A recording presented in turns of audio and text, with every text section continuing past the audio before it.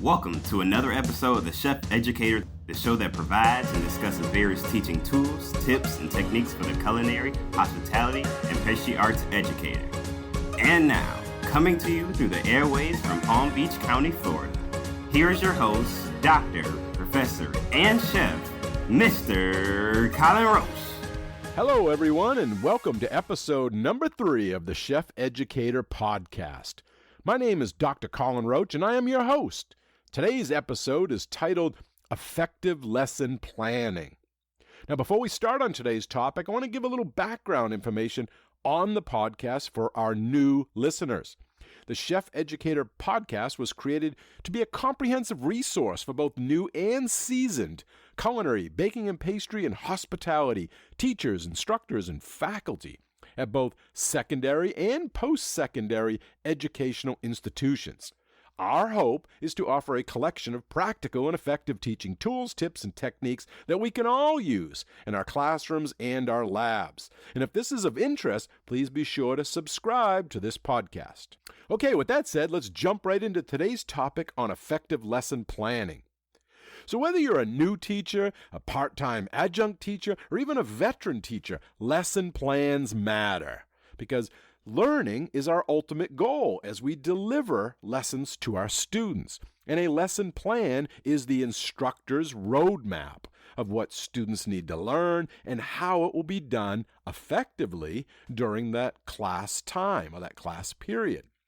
So the quality of our lesson plans will in great part determine how efficiently class time is used and how much content our students learn each period or class.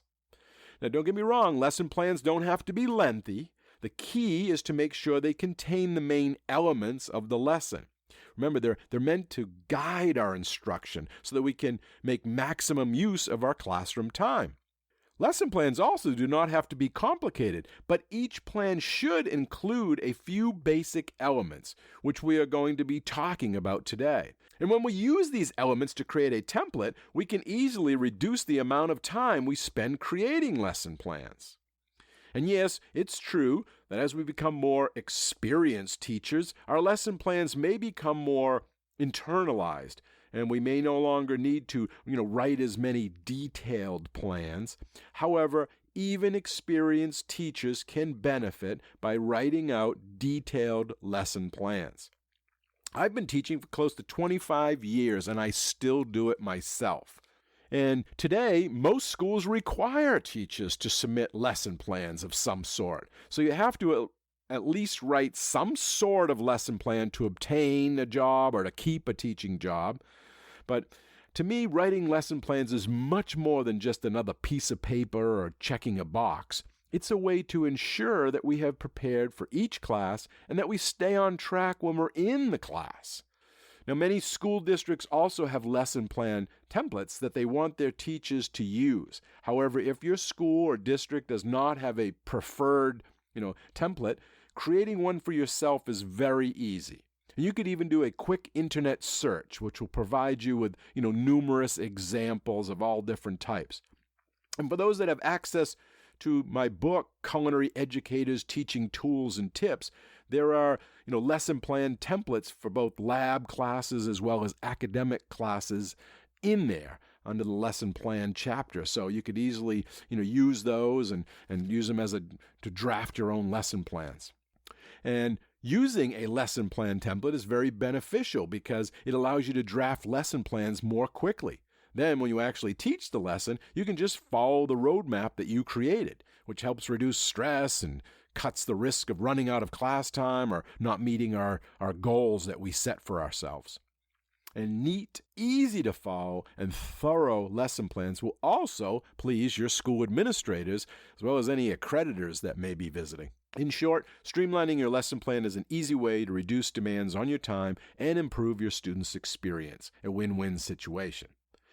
Now, regardless of the form you use, though, every lesson plan should contain the same basic elements. And these pieces of the lesson plan will help you define why you're teaching the lesson, how it's going to be taught, and what will be taught and accomplished, and how you're going to measure to make sure that learning is happening. So now let's talk about lesson plans from a general point of view, and then we can get into some specifics. So before you plan your lesson, you will first need to identify the learning objectives for the class meeting. Then, as mentioned, you can design appropriate learning activities and develop assessments so you can get feedback on the student learning. So first, objectives for student learning, then the teaching and learning activities, and lastly, strategies to check for student understanding. So here is how I do it. And because there's so many important things that I want to teach, sometimes it's hard to focus. So the tool I use is backwards design, which I spoke about in episode 1 of this podcast, because it's often used for course design. However, it can also be a great tool for lesson planning as well. The process is basically think about what you want students to achieve by the end of your lesson, and then you work backwards to plan the teaching and learning that needs to happen in order for the students to meet those goals. In other words, specifying concrete objectives for student learning helps us, the teacher, determine the kinds of teaching and learning activities that we will use in class, and then those activities will define how we will check whether learning objectives have been accomplished. We just need to think about the level of mastery that we hope the students will have by the end of the lesson, and then we plan backwards from there. So now let's get into the specifics. There are 6 specific steps that I use when I create or prepare a lesson plan. Step 1, just mentioned, is to outline those learning objectives. This is the first step. Determine what we want our students to learn and be able to do at the end of the lesson. So begin with the end in mind. So you think about students will be able to blank. Students will be able to what? That's what you need to fill in. In other words, list what the students will be able to do by the end. And use action verbs, and not too many. I only write somewhere around 2 to 5 objectives for a lesson. Not too many. You only have a certain amount of time. And these objectives should also be SMART, which, as you know, is specific, measurable, attainable, relevant, and timely or time-bound. And here's a SMART objective for culinary arts, one of the majors that I might teach. Students will complete a Venn diagram to compare 2 international cuisines with 5 common characteristics and 5 characteristics specific to each culture. You can see that it's in there, it's specific, measurable, obtainable, it's relevant, and it's going to be within the time constraints of my one class or course. And to help us identify what objectives we should have for student learning, just ask yourself a few simple questions, such as, what is the topic of your lesson? What do you want students to learn? What do you want them to understand and be able to do at the end of the class? And what do you want them to take away from this particular lesson? So to ask yourself, once you have the answer to that, you can then outline these objectives and rank them in their terms of their importance, because that will help us prepare for managing class time and accomplishing the more important learning objectives in case we get pressed for time. So we want to rank them. And to do this, I ask myself, well, what's the most important concept, idea, or skills that I want students to be able to grasp and apply, and why are they the most important? And then, if I ran out of time, which ones can I not skip? And which ones could I skip if I was pressed for time? So we're going to rank them. Must know, kind of like to know, good to know. So we want to have those in some kind of order. Number 2 is to develop the introduction. Now that, we've got these learning objectives in order of their importance, we need to design the specific activities we will use to get the students to understand and apply what they've learned. And because we will have a, diverse body of students with all different experiences and different academic backgrounds, some of them are going to be already familiar with the topic. Therefore, we should always start with a question or an activity to gauge the student's knowledge of the subject and possibly even get some information on their preconceived notions about it. For example, you could just take a simple poll by asking the class, how many of you have heard of X? Raise your hands if you have. That's kind of giving you an idea of what they know. And then you could go further and say, explain, what is it? Or how do you know? Or tell me about it. We could also gather background information from our students prior to class by sending students, a survey, electronic survey through email, or by asking them to write comments on index cards in that first class, right at the beginning of class. Hey, write down what you know about this, or define this for me. This information can help how we introduce the topic, as well as shape the learning activities we have planned. Because when we have a good idea of our students' familiarity with the topic, we will then have a sense of what we should focus on. For example, one of my classes that I currently teach, I administer a pre-test on day one to help me learn what my students know or don't know, so that then I can plan my upcoming classes, more effectively. Because it's a costing class, it has some math, so I need to know where they're at. Do they know what percentages are? Do they know what fractions are? Before I even get into recipe costing. Now, in order to engage the students right away, too, we got to build some excitement. We're going to want to develop, a creative introduction to the topic. Engage them, stimulate their interest, encourage their thinking. And we can use a variety of approaches to do this. You could start with a, personal anecdote. You could tell a story, a historical event, maybe a video clip, a little short video clip. I've done that before. Even probing questions, throw out some questions to them. So again, you want to get them engaged right away before you start with that lesson. And this is where we clarify the objectives, set the tone for the lesson, the learning, engage the students. We're going to maybe want to list some specific activities we're going to use to focus the students and set that tone. This is where we really sell our lesson, getting the students excited about what we're about to teach them. Tap into their prior knowledge if they've already, revealed some of that. Prepare them for this new content that you're about to introduce. And I find scripting helps. It's very helpful for me to write down exactly what I plan to say when teaching a lesson. Now, I don't actually end up reading the script, but the act of writing it down allows me to figure out the best way of explaining the information, so I have it written down and I can refer back to it. And this can be a especially effective strategy when teaching difficult content, because sometimes we don't know what's going to be confusing to the students until we start trying to explain it to them. So by having that written down, it really helps us. Step 3, plan the specific learning activities. This is the body of the lesson. We've already have our objectives, we've done our introduction, we've hooked them, we've set the tone, and now we're going to get into the meat of it, right? This is where the content goes, the body of the lesson. This is where we'll have our readings, films, lectures, discussions, any other methods that you use to achieve these objectives. And write down the information the students will need to know and how it's going to be delivered. I prepare, different ways of explaining the material. I'll put down some real-life examples, visuals, analogies, anything to catch the attention of more students and appeal to different learning styles, get them excited. And as we plan these examples and our activities, I also want to estimate how much time we will spend on each of those. So right next to it, I'll write down times. So, and I build in extended times and for, more time than I think I'm going to need for explanations or discussions, for learning that happens spontaneous. But I'm also prepared to move on quickly to different, problems, different applications, different topics if I need to. And so I also want to put in there a different strategies to identify, to check for understanding, check for learning. So some of the things you want to ask yourself when you develop this part of your lesson plan is, how are you going to explain the topic? And what are you going to do to illustrate the topic and in different ways?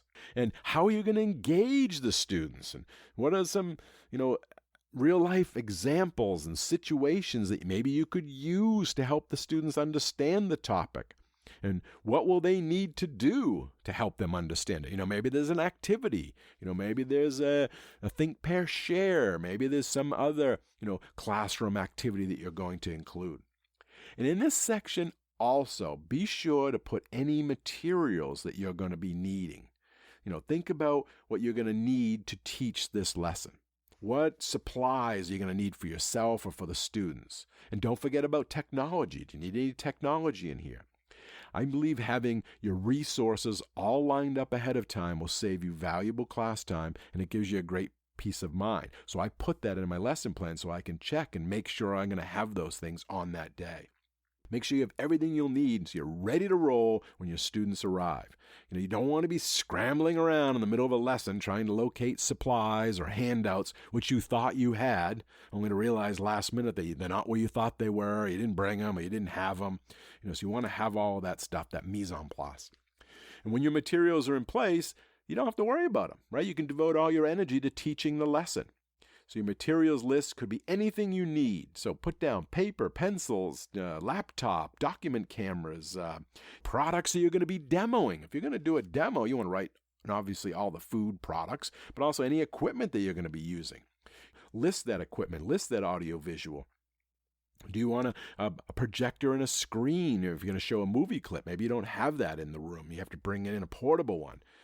What are you going to use for crafting? You might need to have it. You need some scissors. You need glue. You need tape. The point is to make sure you have everything you need and that it all works before the start of class to avoid wasting time. And check that technology and ensure that you have the tools that you need for the lesson. Again, have that list and all the procedures and all that written down there is a great way, to make sure that you are prepared. And in this section is also where the direct instruction goes. As I mentioned, this is the meat of your lesson. It's where you present the new concept. You've got to make sure you speak clearly and concisely. But remember, less is more. And stay on topic, get your points across, and do this. Maybe it's a demonstration. You got to demonstrate is a great tool. They get to see it. It's a visual. So maybe you want to demonstrate like a lab class of a cooking technique. But you can also demonstrate something on the whiteboard or using a document camera as you model your teaching. If it involves a process, show the process. Speak aloud, make sure they all know. And in culinary arts, I'm constantly conducting demos for the students and preparing various ingredients and products or cooking methods. So again, you want to model exactly how you want it done.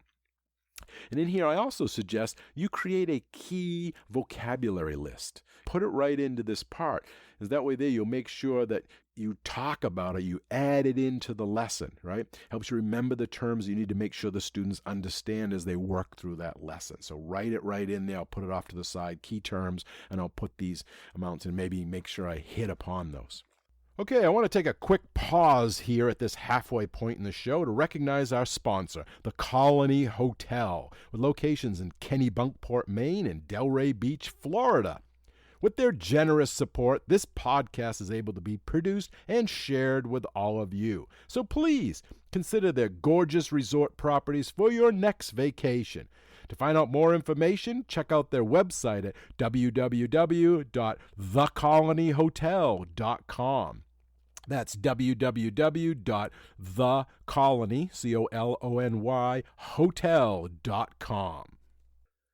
Okay, so step 4 is to plan to check for understanding. So now that we've explained the topic and we've illustrated it with different examples, we need to check for student understanding. In other words, how will we know that the students are learning? This is also known as the assessment of student learning, right, in this part. Now, not every lesson needs a written test or a quiz, but each lesson should check for student understanding. For example, you could ask questions during class to determine if the students remember or understand the material. And whether you plan to assess the students informally with questions or formally with a quiz or a test, write your intended assessment method in this section of your lesson plan. So then you know if you have to get copies or if you have to do some printouts. And some teachers find that by writing the assessment first, they're better able to focus their lesson on what is essential. So think about specific questions you can ask students in order to check for understanding, and write those questions down. I put them right into my lesson plan, and then I paraphrase them so that I'm prepared to ask the question in different ways. And this is actually a form of formative assessment, right? I'm asking them to make sure that they understand. And I also try to predict the answers my questions are going to generate. And then I can keep building upon those. Whatever answers I get back, I can say, okay, and then I can take it another level further. So decide on what questions you're going to ask students, check for understanding, write those down. What are you going to have students do to demonstrate that they are following along? And go back to our list of learning objectives. What activities can we have students do to check whether each of those has been accomplished? And in this area also, don't forget accommodations for any students with special needs. Do any of them have any accommodation requests? Maybe you have English language learners in class. Write down any special accommodations such as extra time or any of your students may need so that you can factor this in. Put it right in your lesson plan. And then in this section is also where we put the guided practice. So after we've presented the new concept, we've modeled exampled, we've involved the class. Now the students are ready for guided practice. This is the part of the lesson that gives the students the opportunity to practice what they have been taught. This is where they get to apply these new concepts, whether that's independently or you're going to have them do it in groups. And when you do this during class time, it allows you to see firsthand if they got it or not. And while they're doing it, you can then offer feedback and guidance as needed. Maybe this is a good time you want to pair students up. So put that in your lesson plan. Again, list the activities that will guide student practice, keeping in mind, though, the appropriate time frame. How much time do you have for them to do that? Whether it's a math problem in the academic classroom, maybe it's a writing sample. If you're in the lab, maybe it's them cutting the vegetables, maybe them sautéing something. This is their guided practice. And while they're doing this practice, be sure to circulate around the room or the lab. Check for understanding as the students work. Pause them to clarify as needed. If you notice an area where many students are confused or struggling, stop and address this particular point with the entire class. Everybody gather around. I want to show this again, or put it up on the board. And if necessary, go back and model a few additional examples, followed by additional guided practice. You want to make sure your students are applying the concepts correctly rather than practicing mistakes. So this is where they're doing their demonstration of learning. They call it DOL. It's how we as teachers evaluate whether or not our students have met our lesson objectives. So again, it could be a short quiz, could be a problem, an activity, it could be an exit ticket. But it's very important that it reflects the learning objectives and allows the students to apply what they've learned during the lesson. So the purpose of this is for them to provide you with valuable feedback, which should then drive your instruction. Okay? It's maybe student performance tells you it'll tell you if you need to go back and reteach the same lesson the following day, or if the students are ready to move on to the next lesson.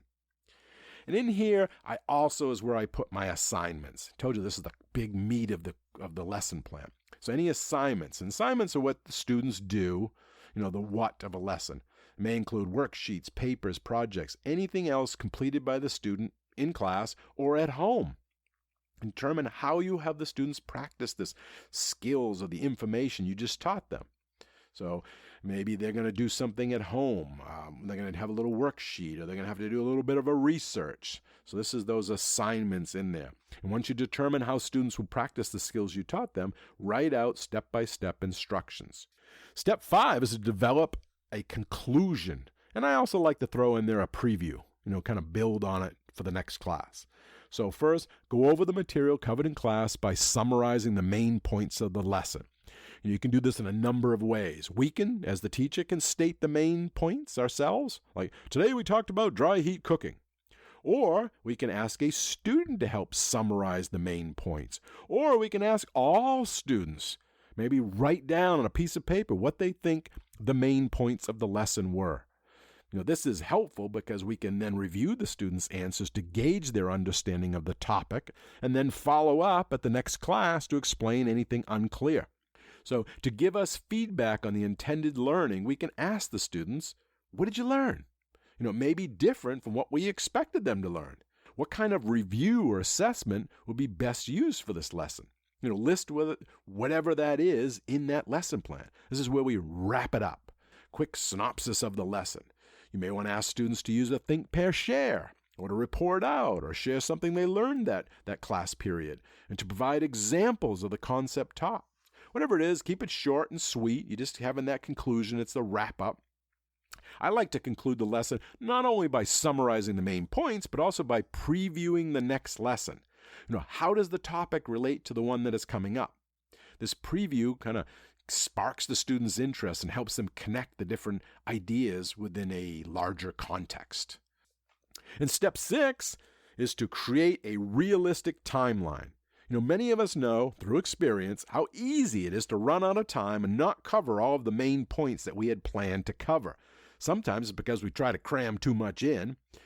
So that's why I like to have a list of learning objectives. As I told you, 10, 12, too many. It's not realistic. Narrow that list down. 2, 3 key concepts, ideas, skills that you want the students to take away from that class. Experienced teachers will also agree that we often need to adjust or change our lesson plan mid-stride, right in the middle of class, depending on what the students need. Again, our plan is just an idea, a guide, a plan. But sometimes it's not working. Don't stick with it. Change it up mid-stride. So this isn't working. Let's try something new. So having a list of prioritized learning objectives helps us make those decisions on the spot and adjust our lesson plan as needed, because we know what we have to cover and what is just good to have or good to cover. And to have additional examples or alternative activities. This allows you to be more flexible. A realistic timeline will reflect this flexibility and this readiness to adapt to the specific classroom environment that's presenting itself. Here are some strategies for creating a realistic timeline. First, estimate how much time each of the activities will take, and then plan some extra time. You always build in a little cushion. And when you prepare your lesson plan, next to each activity, write down specifically how much time you expect it will take. 5 minutes, 10 minutes, and plan a few extra minutes at the end of class too for any questions or for you to sum up the key points. I also, as I mentioned, like to plan an extra activity or discussion question in case there is extra time, which doesn't happen very often. But once in a while, I'll be like, wow, I have an extra 10 minutes of class. I can fall to that question and, keep them engaged. But the main point, be flexible. Be ready to adjust your lesson plans to the student's needs and focus on what seems to be more productive rather than sticking to that original plan if it's not working. Plan out that instructional time. Now, this is a challenge. I put my time estimations right on the lesson plan. I'll say opening video, 5 minutes, cost control worksheet, students are going to spend 30 minutes, reflection, 5 minutes. Put it in there.